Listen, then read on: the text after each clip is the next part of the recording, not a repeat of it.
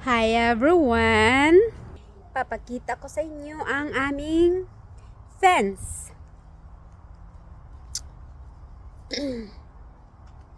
Ito po ang forma ng fence. Yan ang aming fence. Kahoy. Ititrim mo lang sila para ang dahon ay hanggang sa gilid all the way to sa taas. No? Pagdating ko sa Amerika, sabi ko, wow, ang galing. Kahoy, titrim mo lang para matakpan ng kanilang puno, no? Sa ilalim niyan, mga puno yan ng kahoy. Kaya ang galing, kahoy pwede gawin ng fence, no? Dito lang ito sa amin. Siyempre, Amerika lang naman ang naabot ko. Kaya pagdating ko dito, ay, galing! Galing! Yung kahoy ay mapwedeng gawin ng fence. All the way there. Ganda guys, no?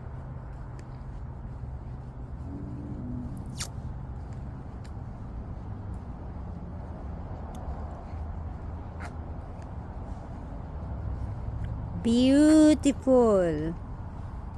As in alaga rin sila. May mga fertilizer itong nilalagay. Ito pa isang klaseng kahoy na pwede mong gawing fence. Tingnan nyo po. Ayan. Tinitrim lang siya sa bawat gilid. Yan na po ang forma niya. Maganda. Pangtakip siya sa bintana.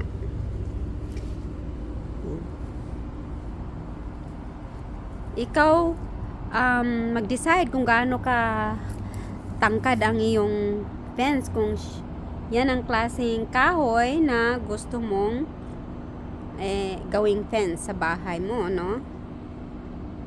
Yung ito naman na klaseng fence dito sa Amerika ay yung bawat kahoy na ginawa mo ng fence, pwede lagyan mo sa bawat gitna ng talagang kahoy o prutas, ano? Ito naman, pakita ko sa inyo, kahoy ito. Ang nasa bawat gitna ng kanilang fence. Kagaya nito, yan, malaking kahoy yan. Tapos, fence na kahoy, tinitrim sa gilid para maganda tingnan, ang dahon tumutubo. Tapos, doon naman banda ay kahoy na naman, kaya maganda tingnan guys, no?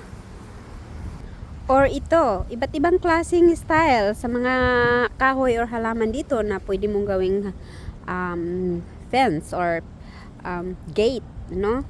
Yan, layered by layered. Ito ay first layer, yan po. Titrim lang siya sa gilid para maganda ang tingnan. Tapos, sa second layer is yung halaman na namumulaklak ng pula. Yan po, may mga halaman yan pag maginaw na namumulakit ng marami. Itong kunting, yung kahoy na yan na halaman, pwede rin halaman, pwede rin kahoy siya tawagin. Pag winter na, punong-puno yan ng bulaklak. Ito po. Yan, punong-puno yan ng bulaklak. All the way to the end. So, ito po ay magandang gawin sa atin, no? Sa Pilipinas, na parang unique tingnan. Hindi na puro kahoy dyan o hollow block ang ating gate or fence, no? Sa gilid ng ating bahay. So, ito lang po guys. Thank you for watching. Enjoy. Enjoy. Enjoy. Always be happy. Bye.